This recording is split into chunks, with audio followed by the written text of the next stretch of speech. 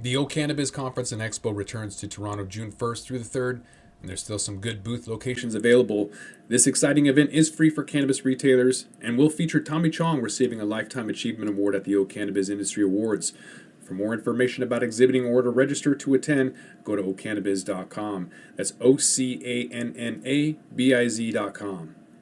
Let's dive into the Marijuana Business Daily's guide on who's going to legalize be a legislator in 2022. We're going to look at the expected areas that might legalize, strong chances, as well as people that are worth watching. We're going to do a quick guide to cannabis in the U.S., kind of reminding you about what's legal, who's medical only, and who's not allowing it at all. Idaho, all of that coming up. It's only entertainment. Welcome back to The Talking Hedge. I'm Josh Kincaid, capital markets analyst and host of your Cannabis Business Podcast. So just as a reminder, there's 18 states plus DC that have fully legalized cannabis adult use. That's both medical and recreation. Cannabis regulation in Colorado, for example, added a lot of jobs, investments, new markets, the economy, billions of dollars. And then seeing that the MORE Act, obviously we've talked about that, a podcast before, having bipartisan support, no pushback whatsoever, although getting kicked, the can's getting kicked down the road between the MORE Act and the Safe Banking Act, but the fact that it's still kind of in process speaks volumes. So hopefully that'll continue and eventually get passed. There's some states that are medical only. Colorado and Washington, Oregon, they were all medical only at some point, went recreation, same thing. We're going to see with a lot of these other states. Some that have more hard to qualify conditions than other states. You might see something like Iowa that has some crazy cannabis law where it has to be CBD based only. And the funny thing is federally it's legal. CBD based products, as long as 0.3% or less is legal, no matter what. So hopefully we'll kind of see all of that go to the wayside with federal legalization. But in the meantime, states got to figure it out. And most states that have regulation or regulated cannabis, the medical kind of goes to the wayside because literally the cost of the card itself doesn't, the discount or savings that you get from the stores don't pay for the card. This is a little bit hard to see, but what we're seeing is 6 states where cannabis is not legal. And then for the most part, not even decriminalized. Wyoming, Wisconsin, Kentucky, Kansas, and Idaho. At least Nebraska took the steps to decriminalize it. I would think that Kentucky, come on, y'all. That's funny. Because, like everybody in office in Kentucky is going to be on some hemp and cannabis board eventually. But in the meantime, they're just not really allowing it to go anywhere, which is frustrating. Pot stocks sure took off when Biden got elected, kind of haven't done anything since, but we have seen a lot of marijuana legislation through state legislature versus voter referendum. So it used to be that you'd see all these hippies out on the streets saying, oh, let's legalize pot. And you'd be like, get out of my way, hippie. And eventually it would get passed that way. Now what you're seeing is state legislature. You would think, oh, that's great that they're catching on. But what's happening is getting lobbyists from very specific parties, we'll say interested parties that want the laws written for them. So that's why you're seeing a lot of limited licensed states because it's more money. And so that's what's happening. It's not that these bureaucrats are getting hip to the game. It's more that they're just being influenced by folks who want to make some more money. So nothing like Oklahoma or Oregon is going to happen in that scenario. It's going to be like an Arizona or a Massachusetts, where it's very small, limited license states so that people make a lot of money. And that's really it. You can see a lot of that in the Northeast, Mid-Atlantic. A lot of activity up there. Rhode Island, top candidate for approval for regulated commercial markets, according to some industry insiders, some experts. There's some other factors that are driving lawmakers. There's support for legalization, mostly because they're seeing the medical aspect. A lot of that came from Charlotte's Web. So kind of CBD paved the way, if you will. We're also starting to see people understanding that the money's there. So the tax revenues, they obviously need that pretty bad. And there also hasn't been any pushback. So because people aren't upset about it, they're kind of just moving forward with it.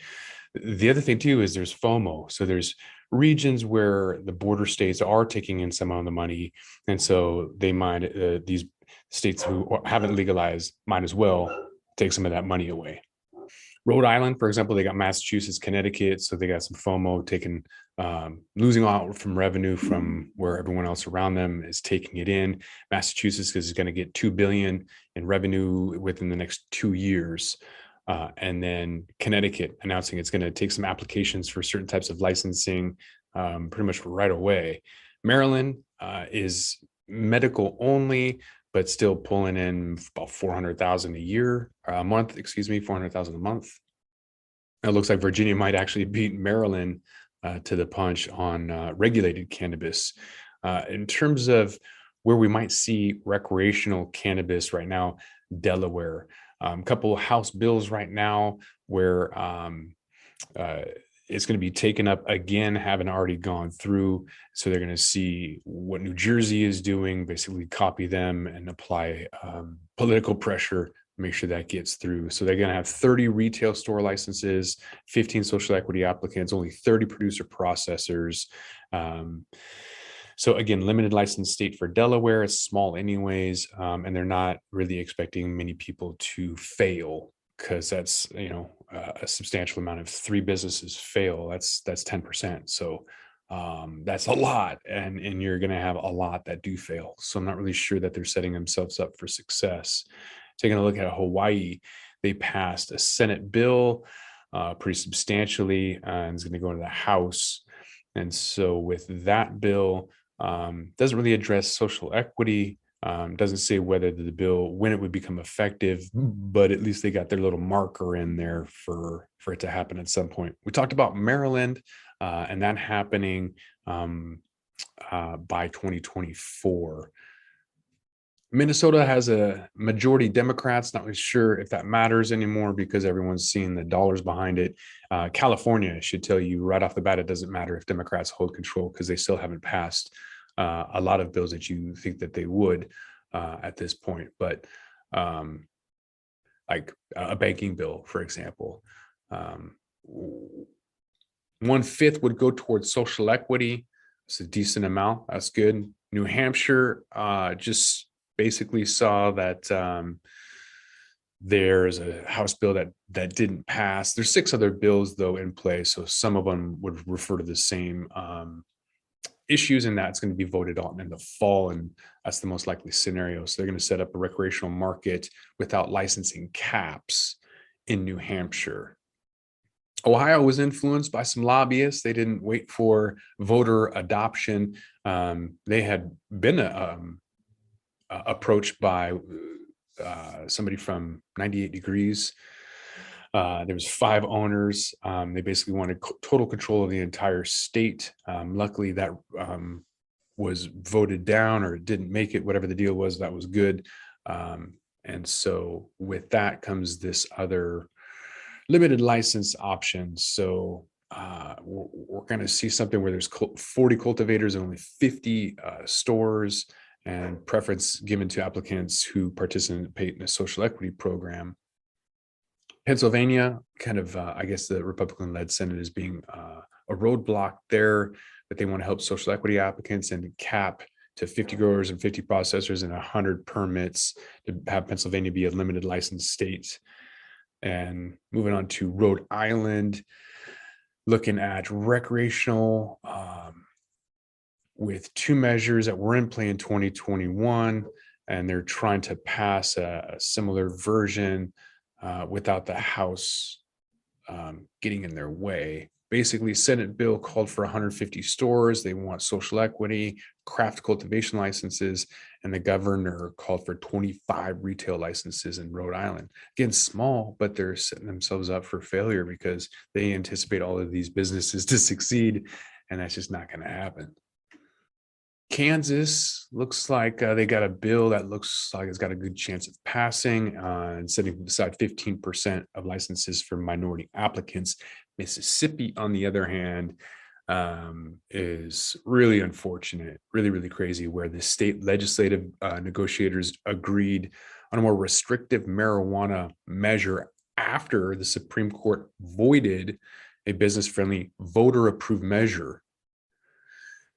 So now the state's going to negotiate what they want for the people. That's crazy. So pretty sketchy. We'll see what happens with Mississippi, but that sucks. North Carolina, they're looking at a Compassionate Cares Act, moving through several committees, and then being placed on the back burner for probably COVID stuff. But their state budget is pretty tore up, so they're going to obviously look at passing it this year. And they want supplier licenses in addition to the normal stuff. They want each license holder can have up to 4 dispensaries. Washington State allows 6, so that's not too bad. We'll see if they expand that from 4 to 6 or whatever. And then at least 1 in a county designated as economically disadvantaged. They don't really care about social equity, but they're trying to appease somebody. Looking at their neighbors, South Carolina, the state committee advanced the Compassionate Cares Act that they have. Probably not going to do anything until May, though. And they have state sponsors and people that are going to try to push this through. Fairly restrictive, maybe one of the most. It's limiting the number of qualifying patient conditions that the number of growers. So they're just limiting everybody who can use it, who can grow it. So South Carolina is not only be limited licensed state, but also limited buyer state. So I think they're just kind of encouraging black market, like D8 could be sold from hemp or whatever else. So I don't know. We'll have to see what actually happens. But I think what the big takeaway is that nobody really cares. So there's no pushback. There's not an issue for the legalization. So at some point, we only have 18 plus DC that's regulated. Once we get 30 something, then the feds might kick in, and that's going to be domino. That's going to happen pretty fast in the next 3 years. It'll just keep happening as more and more states look to grab some more revenue. We're going to see a lot of issues with the supply chain and shortages on labor and taxes and all these other things. And so might as well have cannabis. With that, we're going to roll this one up. I'm Josh Kincaid. This is The Talking Hedge. Don't forget to like, share, and subscribe, or don't, and I'm out. Don't forget to smash that like button on your way out and check out these other videos that we've got.